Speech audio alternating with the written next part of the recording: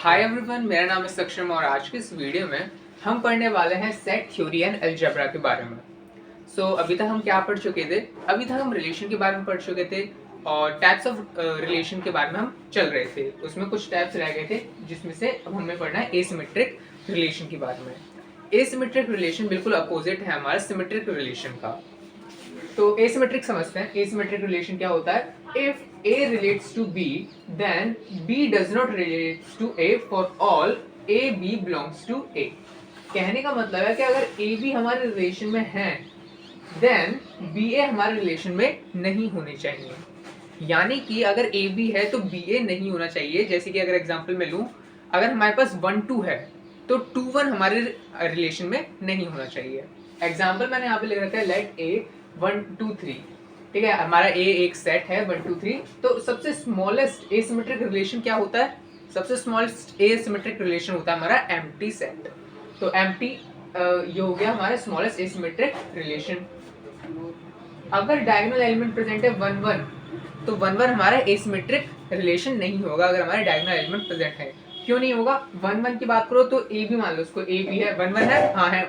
अब इसका उल्टा कर दो, बी ए कर दो, यानी कि उल्टा इसका 1 1 ही होगा। तो 1 1 तो है ही है प्रेजेंट, तो इसलिए diagonal order pairs are not allowed in asymmetric relation. इसलिए मैंने यहाँ पर क्या होगा, सेकंड वाला हमारा एसिमेट्रिक रिलेशन नहीं होगा। थर्ड है हमारा, जैसे कि यहाँ पर देख लो 1 2 है। अब चेक करो क्या 2 1 है? 1 2 है हमारे पास, लेकिन 2 1 इसमें नहीं है। हाँ ठीक है, सही है। 1 3 है, क्या 3 1 है? तो देखोगे 3 1 है, तो हमारा क्या हो रहा है, ए भी है और बी ए भी है, तो इसलिए ये भी हमारा एसिमेट्रिक रिलेशन नहीं होगा। फोर्थ हमारा एसिमेट्रिक रिलेशन होगा, क्योंकि देखो 1 2 है। अब इसमें चेक करो क्या 2 1 है? 2 1 इसमें नहीं है। 1 3 है, अब चेक हमें करना है क्या 3 1 इसमें प्रेजेंट है कि नहीं? तो 3 1 भी इसमें नहीं है। 2 3 है, तो क्या 3 2 है इसमें? 3 2 इसमें नहीं है। तो इसमें इसके जो हम अगर ए बी को बी ए कर दें, ये इसमें नहीं होनी चाहिए था, उसमें बिल्कुल सेटिस्फाई कर रहा है कंडीशन, तो इसलिए ये हमारा क्या होगा, एसिमेट्रिक रिलेशन कहलाएगा। नेक्स्ट अब हम पढ़ते हैं how many symmetric relation are possible. ये अब टाइप्स तो हो गए यहाँ पर। अब हमें पढ़ना है कि how many symmetric relations possible. कुछ चीजें इसमें रह गई थी सिमेट्रिक रिलेशन की, जो अब हमें जानने की जरूरत है। उस समय नहीं बता सकते थे क्योंकि इसमें सब कॉन्सेप्ट आना चाहिए था। तो कितने सिमेट्रिक रिलेशन, सिमेट्रिक की बात हो रही है, एसिमेट्रिक की नहीं, अभी एसिमेट्रिक की आगे बात होगी। How many symmetric relation possible, कितने सिमेट्रिक रिलेशन पॉसिबल हो सकते हैं। अगर हम ऐसे क्वेश्चन आता है कि कितने सिमेट्रिक रिलेशन पॉसिबल हो सकते हैं, तो क्या होगा, हमने एक सेट माना, हमने एक सेट एज्यूम करा ए 1 से लेकर n, मतलब natural number n natural number तक है, आगे तक जा रहा है इनफाइनाइट। इनफाइनाइट मतलब n नेचुरल नंबर कोई कितने भी ले लिए हमने।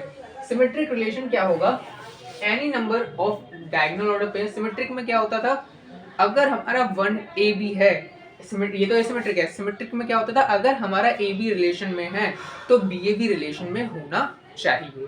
तो डायगोनल ऑर्डर पेयर तो सभी आएंगे। 1 1 है, मतलब डायगोनल एलिमेंट मान लो 1 1, तो 1 1 है तो उसका अपोजिट कर दिया तुमने, 1 1 वही आएगा, तो वो तो हमारा सिमेट्रिक में होगा ही होगा। तो सभी के सभी डायगोनल ऑर्डर पेयर्स होने चाहिए। And any number of symmetric pair of non diagonal element, कोई कितने भी नॉन डायगोनल एलिमेंट्स जो बचे उसके आपको पेयर्स लेने हैं। कितने भी पेयर्स आ सकते हैं, आपको सिमेट्रिक याद होना चाहिए, पिछले जो बोर्ड मैंने आपको बताया था। तो क्या होगा, in non diagonal order pairs A B we know that A does not equal to B. तो हम जानते हैं नॉन डायगोनल ऑर्डर पेयर्स में क्या होंगे, ए और बी इक्वल नहीं होंगे, है ना। तो दैट मींस ए और बी क्या होंगे, डिस्टिंक्ट होंगे, हमेशा अलग अलग होंगे। तो कितने पॉसिबल वेज हो सकते हैं कि हम कैसे कैसे चूज कर सकते हैं सिमेट्रिक रिलेशंस को। तो यहाँ 4 तरीके हैं, या तो ए बी बी ए दोनों होंगे, या तो ए बी होगा बी ए नहीं होगा, या तो ए बी नहीं होगा लेकिन बी ए होगा, या ए बी भी नहीं होगा और बी ए भी नहीं होगा। तो लेकिन चारों में से कौन सी कंडीशन पे ट्रू होगा सिमेट्रिक रिलेशन के लिए? सिमेट्रिक रिलेशन के लिए किस पे ट्रू होगा? एक तो पहली वाली पे होगा कि अगर ए बी है तो बी ए भी होना चाहिए। सिमेट्रिक रिलेशन ये तो कहता है अगर ए बी है तो बी ए भी होना चाहिए, तो ये अलाउड है सिमेट्रिक रिलेशन में। ये दोनों अलाउड नहीं है ना, क्योंकि ए बी है तो बी ए भी होना चाहिए, इसमें बी ए नहीं है, इसलिए ये सिमेट्रिक नहीं होगा, ये भी सिमेट्रिक नहीं होगा। अगर इफ वाली मैंने आपको बताया था, अगर इफ कंडीशन ही फॉल्स हो जाती है तो क्या हो जाएगा, वो तब भी ट्रू ही होगी। तो ए बी भी नहीं है और तो बी ए होगा ही नहीं होगा, है ना। अगर हमारा ए बी ही प्रेजेंट नहीं है तो बी ए हो या ना हो उससे कोई फर्क पड़ेगा नहीं, और बी ए भी नहीं है वैसे तो, अगर है ही नहीं एम्प्टी है यानी कि, तो फिर क्या होगा, तो भी वो अलाउड होगा सिमेट्रिक रिलेशन में। तो ये वाली कंडीशन भी सिमेट्रिक में अलाउड है, ये वाली कंडीशन, दो कंडीशन हमारी सिमेट्रिक में अलाउड है। तो इसी को भरते हैं, any number of diagonal order pairs, कितने भी number of diagonal order pairs होते हैं, तो डायगोनल ऑर्डर पेयर्स कितने होते हैं हमारे, ए क्रॉस ए में बनाए, तो अगर आपको पिछला बोर्ड याद हो तो ए क्रॉस ए में बनाए तो number of diagonal order pairs कितने होते थे, n, total number of pairs कितने होते थे, n स्क्वायर, याद होना चाहिए। तो total number of diagonal order pairs कितने हो सकते हैं, 2 की पावर n डायगोनल पेयर्स होते हैं तो कितने हो सकते हैं पॉसिबल, 2 की पावर n मल्टीप्लाई एंड है क्योंकि multiply any number of symmetric pair हो सकते हैं। चलो ठीक है, तो यहाँ पर दो तरीके से हम ले सकते हैं, तो इसलिए हमने यहाँ पे लिखा है 2, ये वाला 2 हमारा क्यों है, क्योंकि हम ये दो तरीकों से, दो वेज से हम इसको ले सकते हैं। और क्या कर रहे हैं, NC2, मतलब पूरे जो n नंबर्स ऑफ हैं उनमें से हम दो को चूज कर रहे हैं, दो को क्या कर रहे हैं, चूज कर रहे हैं। तो क्या बनेगा इसका, 2 की पावर n मल्टीप्लाई 2 की पावर n स्क्वायर को सॉल्व करेंगे तो आएगा n square minus n upon 2, तो इसको सॉल्व करने के बाद 2 की power n square plus n upon 2 हो जाएगा। तो ये चीज है। How many anti symmetric relation possible, कितने एंटी सिमेट्रिक रिलेशन पॉसिबल हैं। एंटी सिमेट्रिक की बात करें तो इसमें क्या आते थे हमारे, डायगोनल पेयर्स आते थे। इसी में मैंने आपको बताया था कि इफ की कंडीशन अगर फॉल्स है तो वो क्या होगा, रिलेशन तब भी ट्रू होगा, अगर आपको वाली वीडियो का ध्यान होगा, पिछला बोर्ड जो है। तो इसमें क्या हो रहा था, ए बी बी ए नहीं, अगर ए बी है और बी ए भी है तो वो दोनों क्या होने चाहिए थे, इक्वल होने चाहिए थे। लेकिन अगर ए बी है और बी ए है तो इक्वल नहीं, तो ये नहीं, तो पहले वाली कंडीशन नहीं लगेगी एंटी सिमेट्रिक में। ए बी है बी ए ना हो तो इफ वाली कंडीशन ही फॉल्स होगी, तो ये एंटी सिमेट्रिक में आएगा। अगर ए बी नहीं है तो बी ए है तो भी सेम बात ही है वही, तो ये भी एंटी सिमेट्रिक में आएगा। अगर दोनों ही नहीं है तो ये एम्प्टी सेट तो एंटी सिमेट्रिक में आता ही आता है। ओके, एंटी सिमेट्रिक की बात में क्या होता है, एंटी सिमेट्रिक में होता है कि अगर ए बी है और बी ए भी है तो हमारा अगर ए बी है आपका और बी ए भी है तो आपका ए और बी दोनों इक्वल होने चाहिए, यानी कि इसमें सिर्फ और सिर्फ डायगोनल पेयर्स ही आते हैं। तो एंटी सिमेट्रिक रिलेशन में क्या होगा, all number of diagonal order pairs, सभी number of diagonal order pairs आएंगे इसमें, and possible choice with respect to non diagonal order pairs, क्या क्या पॉसिबल चॉइस हो सकती है नॉन डायगोनल ऑर्डर पेयर्स के उसमें, तो वो भी चीज, कितनी चॉइस है, 3 चॉइसेस हो सकती हैं, 3, या तो एक ना हो दूसरा एक हो दूसरा ना हो, या पहला हो या दूसरा ना हो, और या फिर हो ही ना। तो ये चॉइसेस तीन हो सकती हैं। इनको कैसे चूज करेंगे, NC2 इस तरीके से चूज करेंगे। उसके बाद तो 2 की पावर n, यानी कि डायगोनल ऑर्डर पेयर्स के लिए 2 की पावर n मल्टीप्लाई 3 पेयर्स हैं जिनको हम चूज करेंगे NC2 तरीके से, और तो 2 की पावर n मल्टीप्लाई 3 की power n square minus n upon 2, ये हो जाएगा इसका यहाँ पर number of anti symmetric relations. Third अगर हम बात करें यहाँ पर, मतलब दूसरा तरीका देखें, हाउ मेनी, और दूसरे मतलब बढ़ते हैं आगे, how many asymmetric relation possible, इसी का बात है, how many asymmetric relation possible, कितने एसिमेट्रिक रिलेशन पॉसिबल है यहाँ पर। इसके लिए क्या क्या कंडीशन होता है कि अगर ए बी हमारे रिलेशन में है तो बी ए रिलेशन में नहीं होना चाहिए। तो यहाँ पर कौन कौन सी चारों में से कौन सा सही होगा, ए बी है तो बी ए होना चाहिए, नहीं ये नहीं होगा सही। ए बी है बी ए नहीं होना चाहिए, हाँ ये होगा। ए बी नहीं है और बी ए है, ये भी सही होगा, या दोनों ही नहीं है क्योंकि एम्प्टी रिलेशन भी हमारा होता है। तो इसलिए ये 3 कंडीशन इसमें भी ट्रू हुई। तो एसिमेट्रिक रिलेशन में क्या होगा, none of the diagonal order pairs होंगे, डायगोनल ऑर्डर पेयर्स एक भी नहीं आएंगे, वो तो हमें पता है, डायगोनल ऑर्डर पेयर्स नहीं आते हैं इसमें, पता है आपको, दिख रहा है, ठीक है। And possible combination with respect to non diagonal order pair, कितने पॉसिबल ऑर्डर पेयर्स हैं जो नॉन डायगोनल ऑर्डर पेयर्स, मतलब डायगोनल पेयर्स को हटाने के बाद कितने बचे पॉसिबल वेज उनको चूज कर सकते हैं। तो ये 3 तरीके हैं उनको जिससे एसिमेट्रिक रिलेशन आ सकते हैं। तो डायगोनल ऑर्डर पेयर्स से क्या होगा, n डायगोनल पेयर होते हैं, n में से 0 चूज करने में, मान कि डायगोनल ऑर्डर पेयर्स नहीं लेना है एसिमेट्रिक रिलेशन में। मल्टीप्लाई 3 तरीके से हम ले सकते हैं, NC2 वेज, 1 मल्टीप्लाई 3 की power n square minus n upon 2, तो 3 की power n square minus n upon 2 ही इसका आंसर आ जाएगा यहाँ पर। तो इसमें पुट करके आप वैल्यूज निकाल सकते हो अगर आपको जो भी n की वैल्यू दे रखी हो उसके। ये हो गया हमारे यहाँ पर। अब हम आगे बढ़ते हैं ट्रांजिटिव रिलेशन की तरफ। ट्रांजिटिव रिलेशन क्या होता है, अभी 2 और टाइप्स बचे हैं, रिलेशन के, उसके बाद हम आगे बढ़ते हैं। ट्रांसिटिव रिलेशन क्या होता है? बहुत इंपॉर्टेंट रिलेशन है। If A relates to B and B relates to C, अगर ए रिलेट करता है बी के साथ और बी रिलेट करता है सी के साथ, एंड लगा है, then A relates to C for all A B belongs to A. कहने का मतलब क्या है? कहने का मतलब है कि अगर ए बी रिलेशन में है और अगर बी सी भी रिलेशन में है तो ए सी भी रिलेशन में होना चाहिए। तो यहाँ पर आपको ये चेक करना है कि ए बी रिलेशन में है तो बी सी भी रिलेशन में होना चाहिए, यानी कि सॉरी ये तो ट्रू होने ही होने चाहिए, तभी ये तीसरी कंडीशन देखोगे। ए बी है, बी सी भी है, तो ए सी भी होना चाहिए, ये तो होना चाहिए। फिर तो बी से बी को कंपेयर करना है, पहले वाले टर्म का लास्ट वाला डिजिट इक्वल देखना है दूसरे वाले टर्म के फर्स्ट डिजिट से। ठीक है, पहले वाले जो टर्म है उसका लास्ट डिजिट मतलब सेकंड डिजिट इक्वल होना चाहिए तो सेकंड वाले टर्म के फर्स्ट डिजिट से। उसके बाद हम ये ए सी का इक्वल वो देखेंगे कि हमारे रिलेशन में है कि नहीं। एग्जाम्पल की तरफ बढ़ते हैं, फिर समझते हैं इसको। इसका भी स्मॉलेस्ट ट्रांजिटिव रिलेशन क्या होगा? एमपी, और लार्जेस्ट ट्रांजिटिव रिलेशन क्या होगा? ए क्रॉस ए होगा। ठीक है, थर्ड की तरफ बढ़ते हैं। वैसे हम पहले फोर्थ को देखते हैं, फोर्थ को, ठीक है, थर्ड को भी देखते हैं। फिर फोर्थ क्या दे रखा है? यहाँ पर एक डायगोनल ऑर्डर पेयर है 1 1 और 1 2 यहाँ पर दे रखा है। तो यहाँ पर लिखा है we don't need to compare with respect to diagonal order pairs because it does not give any new pair.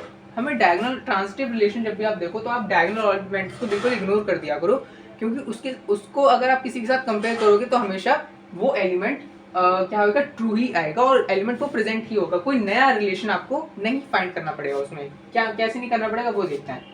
हमें बोला गया ए बी रिलेशन में होना चाहिए, तो ए बी ये रहा, मान लो ए है ये बी है, बी की प्लेस में 1 है। दूसरे रिलेशन का बी देखना है हमें, फर्स्ट वाला टर्म, इसका सेकंड इसका फर्स्ट इक्वल होना चाहिए। इसका 1 लिया मैंने, इसको पहले लिया तो इसका सेकंड टर्म देखा, इसका फर्स्ट टर्म देखा, 1 1 इक्वल है, इक्वल है। तो ए सी भी होना चाहिए, ये ए सी यानी कि 1 2 ए सी भी होना चाहिए। तो 1 2 क्या इस रिलेशन में है? हाँ बोलोगे 1 2 इस रिलेशन में है। ठीक है, अब बोलोगे आपने इसी को पहले क्यों लिया? इसको पहले लो, इसको ए बी मानो, इसको मैंने ए बी मान लिया, बी की प्लेस में 2 है। अब क्या 2 कहीं और है? इसके किसी के फर्स्ट टर्म में 2 है, सेकंड टर्म में तो मैंने 2 ढूंढ लिया। क्या फर्स्ट एलिमेंट किसी का 2 है? नहीं है, तो इसकी खिलाफ में चेक ही नहीं करूंगा, मेरी एक ही कंडीशन फॉल्स हो जाएगी, तो यहाँ पर ये रिलेशन क्या होगा? ट्रू ही माना जाएगा। कहने की बात यह है कि आपको डायगोनल एलिमेंट्स के साथ अगर कोई भी आप कंपैरिजन करोगे, डायगोनल एलिमेंट्स के साथ अगर कंपैरिजन करोगे तो वो हमेशा क्या आएगा? ट्रांजिटिव रिलेशन आएगा। इसलिए डायगोनल एलिमेंट्स को हमेशा इग्नोर कर दिया करो, उनके साथ कंपेयर मत करा करो। R3 क्या होगा? रिलेशन 3 अगर हम देखें तो यहाँ पर डायगोनल एलिमेंट है, इसको मैंने वहीं पर पॉइंट कर दिया कि डायगोनल एलिमेंट को तो इसको कंपेयर नहीं करना है, इसमें इग्नोर मारो से। इन दो को देखते हैं, 1 3 3 1, मैंने ये उठाया, ये ए बी माना, ये बी सी माना, तो इसका बी और इसका बी सेम है, इसका सेकंड डिजिट इसका फर्स्ट डिजिट सेम है, तो क्या 1 1 मेरा प्रेजेंट है? हाँ देख सकते हो 1 1 मेरा प्रेजेंट है। लेकिन अगर मैं इसको दूसरे नजर से देखूं, अगर मैं इसको ए बी मानूं, 3 को ए मानूं, इसको बी मानूं, तो बी की प्लेस में 1 है, सेकंड डिजिट इसका 1 है, किसी का फर्स्ट डिजिट 1 है, इसके साथ कंपेयर नहीं करूंगा, ये डायगोनल एलिमेंट है, इसका 1 है। अगर इसको मैं ले लूँ पहले, ये तो क्या है? सेट है, इसको तो इधर उधर मैं ले सकता हूँ, तो मैंने इसको पहले लिया, इसका फर्स्ट 1 लिया, पहला एलिमेंट इसको बी माना ये, और सेकंड एलिमेंट बी का इसको माना, इस वाले का 1 इसको माना, तो 3 3 होना चाहिए हमारे रिलेशन में। तो क्या 3 3 हमारे रिलेशन में है? नहीं है, not belongs to relation 5, sorry relation 3 लिखना था यहाँ पर, not belongs to relation 3। Relation 3 में यहाँ पर क्या नहीं है? बिलोंग नहीं करता। चलो मार्कर नहीं है, मैंने इसको मैं लिख दूंगा। रिलेशन 3 को बिलोंग नहीं करता, तो बिलोंग नहीं करता है, इसलिए हमारा क्या है? ये हमारा ट्रांजिटिव रिलेशन नहीं होगा, ये हमारा ट्रांजिटिव रिलेशन नहीं होगा। अगर 3 3 भी इस रिलेशन में होता तो मैं कहता ये ट्रांजिटिव रिलेशन है। तो समझ में आया ये कैसे काम कर रहा है। अब हम बढ़ते हैं कॉम्प्लीमेंट ऑफ अ रिलेशन। बहुत आसान सा है कॉम्प्लीमेंट वाला, मैंने वैसे पहले भी बता रखे हैं, लेकिन कॉम्प्लीमेंट ऑफ अ रिलेशन में देखते हैं क्या होता है। ये हमेशा देखा जाता है यूनिवर्सल सेट के रेस्पेक्ट में, हमेशा यूनिवर्सल सेट की बात होगी अगर जब भी आपको कॉम्प्लीमेंट निकालना होगा। तो ये यूनिवर्सल सेट है पूरा, अंदर क्या है? ए सेट है। तो अगर आपको आर का कॉम्प्लीमेंट निकालना है, किसी का भी कॉम्प्लीमेंट निकालना है, तो क्या होगा? ए क्रॉस बी करो, ए और बी 2 सेट मान लो, तो ए बी का अगर आप क्रॉस करोगे तो ये एक्ट कैसे करेगा? यूनिवर्सल सेट की तरह एक्ट करेगा।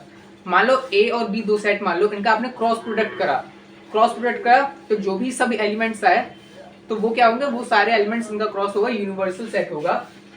माइनस कर दोगे आर को, यानी कि जो भी आपको वैल्यूज फाइंड करनी है उसको माइनस कर दोगे, है रिलेशन की जो आर है उसको माइनस कर दिया आपने, तो आपके पास कौन सा है, आर का कॉम्प्लीमेंट आ गया।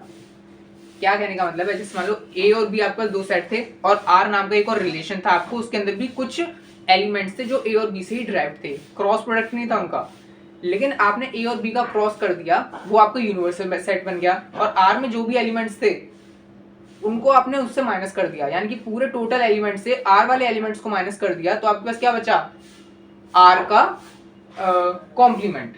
तो वो चीज यहाँ पे लिखी है, वो चीज यहाँ पे लिखी है। सिंपल भाषा में अगर बात करें तो ये यूनिवर्सल सेट है, इसके अंदर ए सेट है, ठीक है, तो ए का कॉम्प्लीमेंट क्या होगा, पूरे यूनिवर्सल में से अगर ए को मैं हटा दूं तो वो ए का कॉम्प्लीमेंट होगा, ठीक है, मतलब एक कॉम्प्लीमेंट का मतलब होता है उसके अलावा सब चीज लेना, तो वो चीज होता है उसका कॉम्प्लीमेंट। बिल्कुल सिंपल सा चीज है, मैं हमने पिछले वैसे बोर्ड्स में जो करे थे हमने उसमें इसके एग्जांपल देख रखा है, इसमें मैंने इसका एग्जांपल नहीं लिखा। इनवर्स ऑफ ए रिलेशन, इसका भी मैंने एग्जांपल नहीं लिखा, बिल्कुल आसान सा है। ए का इनवर्स क्या होगा, B A such that A B belongs to R. कहने का मतलब है अगर आपके रिलेशन में ए बी है तो उसका आपको बस उसके इनवर्स में उसका बी ए कर देना बस। जैसे मान लो एक रिलेशन मान लो, उसके अंदर सेट सेट के अंदर क्या दे रखा है, 1,2, एक दे रखा है 3,2, ठीक है, इनवर्स में आप क्या कर दोगे, 2,1 और 2,3, दो सेट में। अगर मैं आपको लिख के भी बताऊं, लिख के अगर मैं यहाँ पर आपको दिखाऊं तो इनवर्स वाला, अगर मान लो आपके पास एक सेट है आपका 1,2 और एक है 2,3, ये मान लो, बंद नहीं कर रहा मैं सेट को भी, ठीक है, वो वहां पे जगह नहीं है, तो इसका इनवर्स क्या होगा, इसका इनवर्स क्या होगा, 2,1 और 3,2, ये इसका इनवर्स हो जाएगा और कुछ नहीं है। 1,2 2,3 था तो इसका इनवर्स कर दिया, यानी कि 2 आगे लिया है 1 पीछे दिया है, 2,1 और 2,3 का 3,2 कर दिया, और कुछ नहीं होता इनवर्स में, और कुछ है नहीं इसमें, ये चीज है। चलो बाद में बता देंगे इसे, आगे बढ़ते हैं।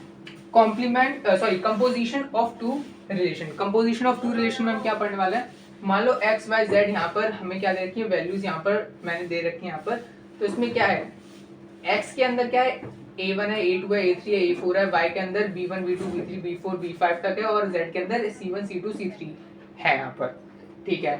रिलेट कैसे कर रहा है, रिलेट कैसे कर रहा है, देखो a1 रिलेट कर रहा है b के साथ और a1 रिलेट कर रहा है b4 के साथ, एरोज यहाँ पर आप देख सकते हो, a2 रिलेट कर रहा है b3 के साथ सिर्फ और सिर्फ, a3 रिलेट कर रहा है b5 के साथ, a4 रिलेट कर रहा है b2 के साथ, फर्दर आगे b1 रिलेट कर रहा है c के साथ और b1 रिलेट कर रहा है c3 के साथ, b2 रिलेट कर रहा है c1 के साथ और b2 रिलेट कर रहा है c3 के साथ, b3 किसी के साथ यहाँ पर आगे फर्दर रिलेट नहीं कर रहा है, b4 रिलेट कर रहा है c2 के साथ और b5 रिलेट कर रहा है c2 के साथ, तो यहाँ पर रिलेट हो रहा है। अगर मैं आपसे बात करूं, यहाँ पर क्या देखा हमने, x y से रिलेट कर रहा है, y z से रिलेट कर रहा है, तो हम कह सकते हैं क्या x z से रिलेट कर रहा है, हाँ कर रहा है, लेकिन कौन कौन सी चीजें रिलेट कर रहा है, तो a1 की बात करूं तो a1 से मैं जाऊंगा ये a1 दो जगह से रिलेट कर रहा है, b2 से और b4 से, तो a1 b2 के पास में गया, b2 c1 से कर रहा है, यानी कि a c1 से करेगा, a c1 से करेगा, b2 c3 से भी कर रहा है, यानी कि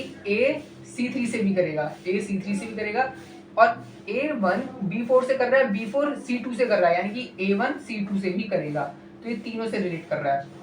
A2 किसी से रिलेट नहीं कर रहा है क्योंकि A2 B3 से रिलेट कर रहा है सिर्फ और सिर्फ, और B3 किसी से रिलेट नहीं कर रहा है।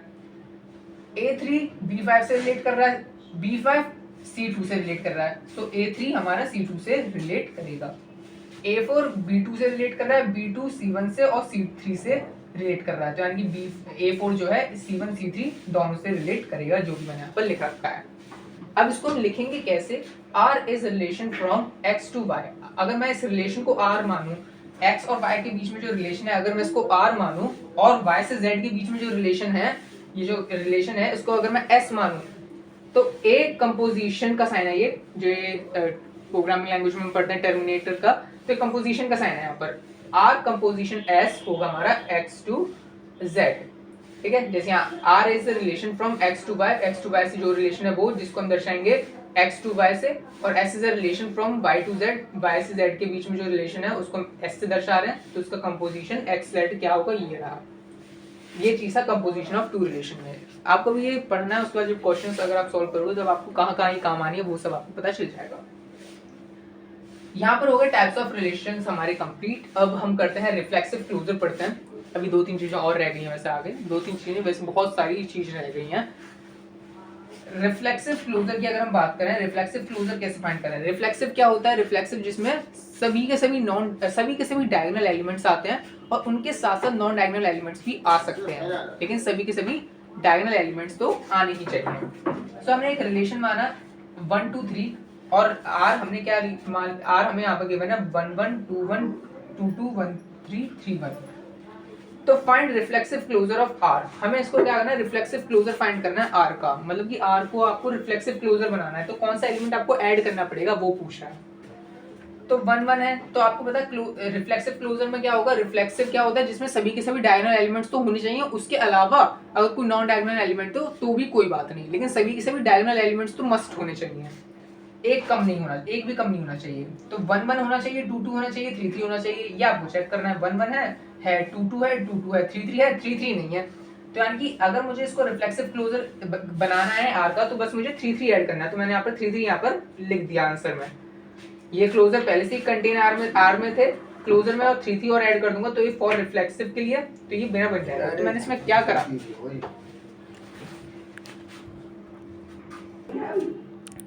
सो यहाँ पर रिफ्लेक्सिव क्लोजर ऑफ R को अगर हम डिफाइन करना हो तो हम कैसे करेंगे कि R यूनियन ये क्या ट्राइंगल और नीचे ये लिखा है, इसका मतलब क्या था? अगर हमने डायगोनल एलिमेंट्स डायगोनल रिलेशन हमने पढ़ा था, उसमें था कि डायगोनल रिलेशन को हम इससे दर्शाते हैं, ट्राइंगल से।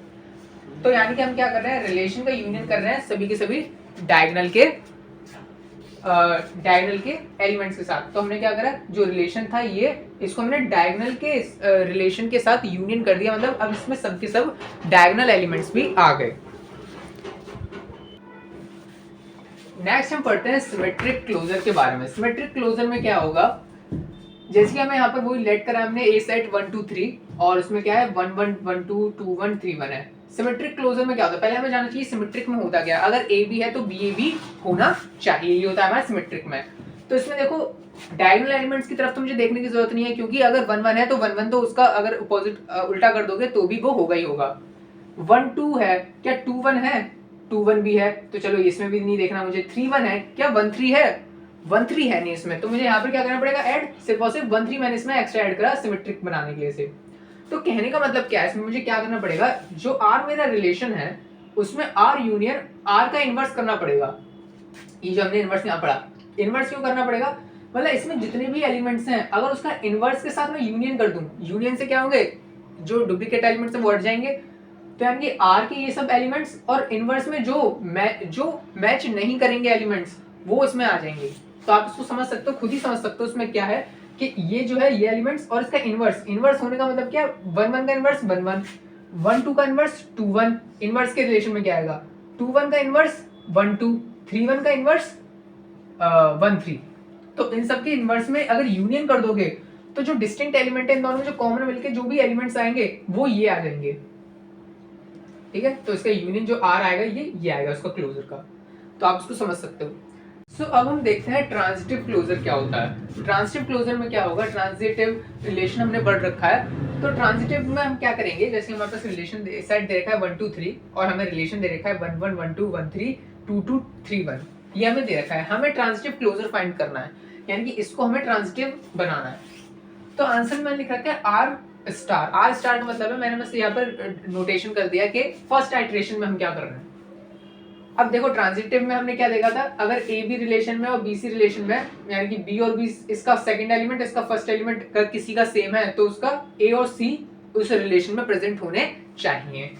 तो इसमें देखो क्या होगा, फर्स्ट आइटरेशन में अगर मैं सभी के सभी एलिमेंट्स लिखूंगा यहाँ पर, उसके बाद देखूंगा कौन सा एलिमेंट ऐड हो सकता है। जैसे कि डायगोनल एलिमेंट्स में मुझे चेक करने की जरूरत नहीं है, मैंने यहाँ पर पहले लिख रखा था डायगोनल एलिमेंट्स में मुझे चेक करने की जरूरत नहीं है, क्योंकि ये हमें कोई नया एलिमेंट ला के नहीं दे सकता। तो हम क्या करेंगे 1 2 देखते हैं। मैंने इसका सेकंड एलिमेंट देखा 2 और मैंने देखा किसी का फर्स्ट एलिमेंट 2 है, तो हाँ देखा ये इसका फर्स्ट एलिमेंट 2 है, तो इसका AC में देख लेता हूँ 1 और 2 बनेगा इसका। तो 1 2 है क्या? हाँ ये देखो ये रहा 1 2 खुद ही है, तो इसमें कोई नया एलिमेंट नहीं मुझे ऐड करना पड़ा। नेक्स्ट मैं देखता हूँ यहाँ पर 1 3 1 3 देखा मैंने, 3 इसका सेकंड एलिमेंट है और इसका 3 फर्स्ट एलिमेंट है, इसका भी है इसका भी है, तीनों के साथ देख लेंगे 1 1 बना 1 1 भी है, इसका 3 लिया तो 1 2 बना 1 2 भी है, इसका 3 और इसका पहला 3 लिया तो 1 3 बना 1 3 भी है, ये रहा 1 3 है।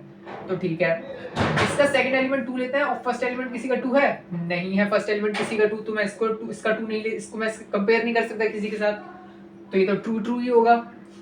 अगर यहाँ इसका फर्स्ट एलिमेंट 1 है तो 1 मैंने इन तीनों का 1 है, डायगोनल एलिमेंट से मैं देखूंगा नहीं, 3 1 का मैंने 1 उठाया, इसका मैंने 1 उठाया, तो 3 2 है, तो 3 2 यहाँ पर नहीं है, मैं अच्छा इस पे देखने क्या, तो इसका अच्छा 1, हाँ देखो 3 2 1 और 1, तो यहाँ पर देखूंगा 3 2, तो 3 2 नहीं है मेरा यहाँ पर, तो इसलिए मैंने 3 2 यहाँ पर ऐड कर लिया, तो यहाँ पर लिखा भी है बिकॉज ऑफ 3 1 एंड 3 2, जिसका मैंने 1 1 कॉमन लिया यहाँ पर, मतलब b और b की वैल्यू दोनों इक्वल है, इसका सेकंड एलिमेंट इसका फर्स्ट एलिमेंट, तो यहाँ पर 3 2 होना चाहिए था, 3 2 उसमें है नहीं, तो मैंने 3 2 उसमें ऐड कर दिया।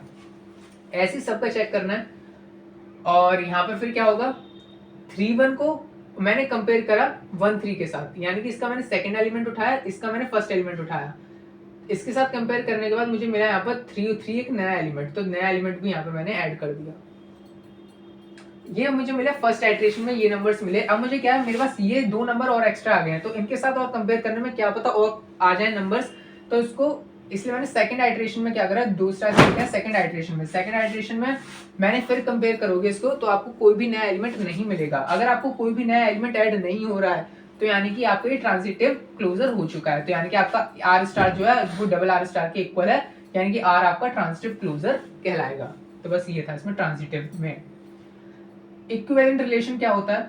इक्विवेलेंट रिलेशन कुछ नहीं है, अगर आपका जो भी रिलेशन है अगर वो रिफ्लेक्सिव है एंड मतलब तीनों कंडीशन ट्रू होनी चाहिए, रिफ्लेक्सिव होना चाहिए आपका रिलेशन, एंड सिमेट्रिक होना चाहिए, एंड ट्रांजिटिव होना चाहिए। ट्रांजिटिव आपने समझ लिया, रिफ्लेक्सिव हमने पिछले बोर्ड में बात करी थी, और सिमेट्रिक भी पिछले बोर्ड में हमने बात करी थी।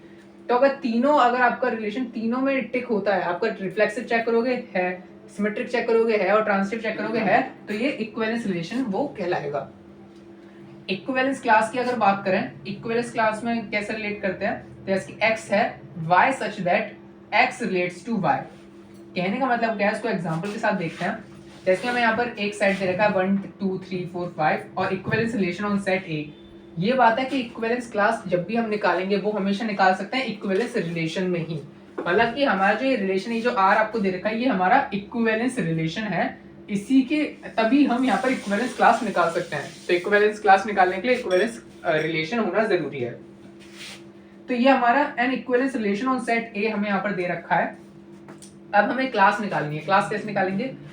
क्लास निकालनी है हमें 1 की निकालेंगे। 1 की क्लास क्या होगी, मतलब ये जो पहला एलिमेंट है उसकी क्लास क्या होगी। क्लास कैसे निकालते हैं? x रिलेट्स टू y, मतलब कि 1 जिसके साथ भी रिलेट कर रहा है वो वाला एलिमेंट इसमें आ जाएगा। 1 जिसके साथ भी रिलेट करेगा वो वाला एलिमेंट इसमें आएगा। जैसे कि 1 1 के साथ रिलेट कर रहा है तो 1 आ गया, ठीक है।